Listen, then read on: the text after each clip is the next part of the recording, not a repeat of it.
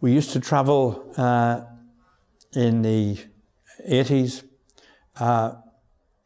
quite a bit to Crete, the Greek island. And I remember one occasion we were there.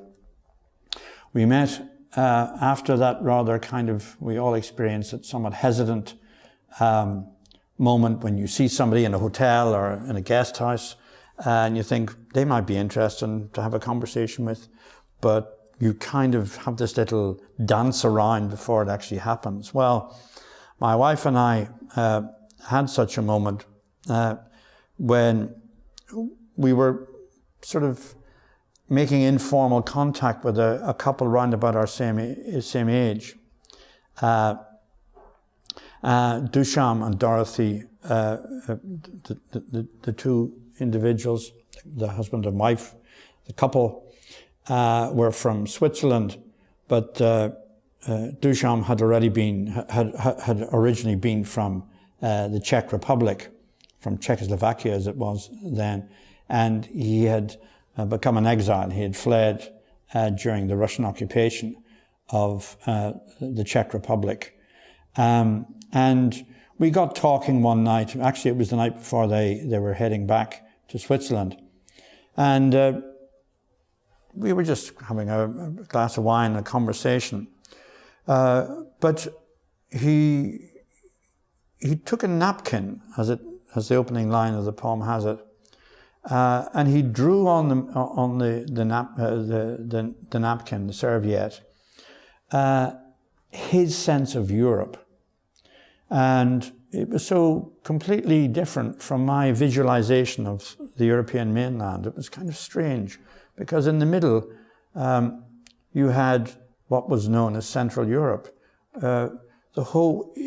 His sense of the world was utterly different from mine. You had Prague, the great European cities,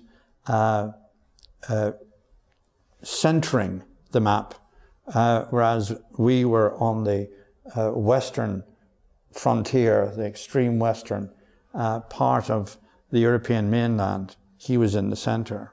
That was his concept of it.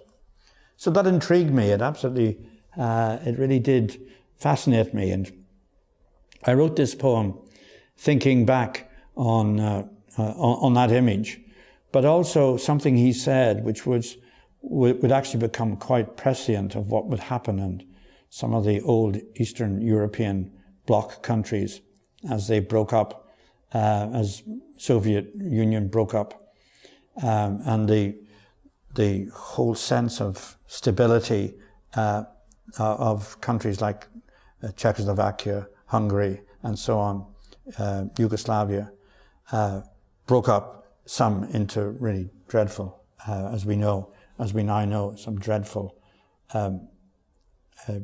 sectarian, racial warfare, ethnic cleansing, and so on.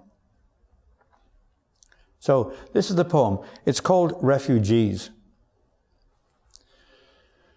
The map you drew on a napkin was old Europe. The rough edges, borders, the spaces, countries. Up above, the hotel purred with delight. Happy tourists rolled home to their breezy bedrooms. The sea lapped over black volcanic shores. And all about us, the hills stood vigilant. You see, the Slavs were forever struggling against the Central Powers.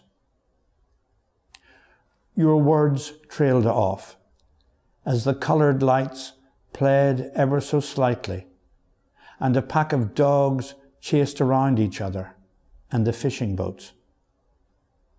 Deep down in the swimming pool, a wasted army called for air and food and shelter.